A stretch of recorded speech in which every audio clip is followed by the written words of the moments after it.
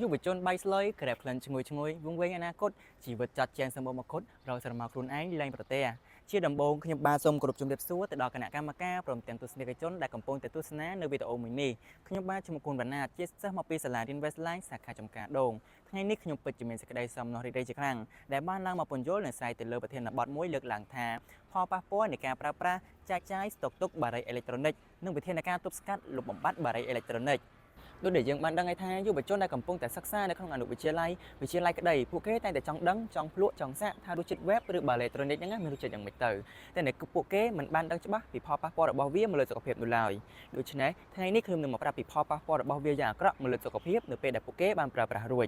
តើបារីអេឡិចត្រូនិកបង្កើតឡើងនៅឆ្នាំណាដោយនរណាបើយោងទៅតាម website iceplayWeb.com បានលើកឡើងថាបារីអេឡិចត្រូនិកត្រូវបានបង្កើតឡើងនៅឆ្នាំ1963ដោយលោកជនជាតិអាមេរិកដែលមានឈ្មោះថាលោក Herbert A. Gilbert ដោយដែលយើងបានដឹងថាដំណើរការនៃការបង្កើតបារីអេឡិចត្រូនិកនេះឡើងគឺមានផ្ទុកសារធាតុញៀនជាច្រើនដូចជារសជាតិសម្បត្តិនិមិត្តនិងសារធាតុពុលរួមមានប្រូតេឡានគ្លីកូគ្រីសេរីនលោហៈធាតុដូចជាសំណនិងសារធាតុពុលដែលបង្កទៅដល់ជំងឺសួតជំងឺមហារីកនិងសារធាតុគីមីជាច្រើនមុខទៀតទោះបីអ្នកវិទ្យាសាស្ត្របាននិយាយថាការប្រើប្រាស់បារីអេឡិចត្រូនិកវាមានផលប៉ះពាល់ស្តីងជាមួយនឹងការជួបបារីក៏ដោយក៏យុវជនមួយចំនួននៅតែប្រព្រឹត្តចង់ដឹងចង់សាកទៅលើរបស់ទាំងនេះដដែលកាលពីថ្ងៃទី6ខែ5ឆ្នាំ2025រដ្ឋាភិបាលកំពុងតែចុះវិធានការប្រយុទ្ធប្រឆាំងជាមួយនឹងការវិនិយោគបារីអេឡិចត្រូនិកនៅកម្ពុជា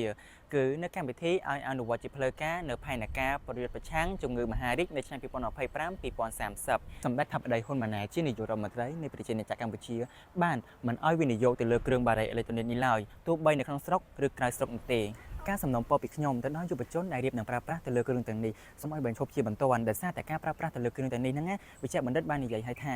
ការប្រើប្រាស់មួយដបគឺកាត់អាយុរបស់យើងចន្លោះពី5ឆ្នាំទៅដល់10ឆ្នាំឯណោះដូច្នេះហើយសូមឲ្យអ្នកទាំងអស់គ្នាបញ្ឈប់នៃការប្រើប្រាស់ទៀតទៅវាប៉ះពាល់ដល់សុខភាពខ្លាំងណាស់ដូច្នេះហើយសូមឲ្យអ្នកទាំងអស់គ្នាគិតពិចារណាឡើងវិញចំពោះការប្រើប្រាស់ទៅលើរបស់ទាំងនេះ